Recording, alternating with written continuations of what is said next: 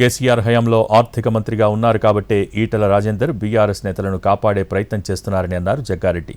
ఎంపీగా ఉన్న ఈటెల కేంద్రానికి లేఖ రాసి ఎన్డీఎస్ఏతో మీటింగ్ ఏర్పాటు చేయాలని డిమాండ్ చేశారు Jaggareddy.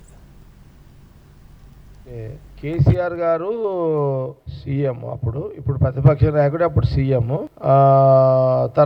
Irrigation minister Harish Rao, finance minister ఎవరు ఈటెల రాజేందరే. ఇది లింక్ కదా మీ బంధం.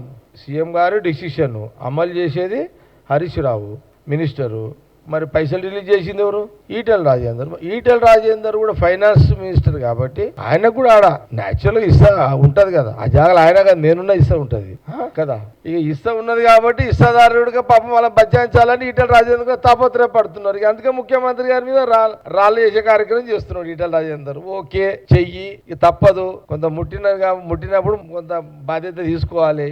ఓకే, ఓ పని చేద్దాము. ఈటెల రాజేందర్ గారు ముఖ్యమంత్రి గారు మరి యాజ్ ఏ సీఎంగా రేవంత్ రెడ్డి గారు, ఉత్తమ్ రెడ్డి గారు రెడీ ఉన్నారు కదా.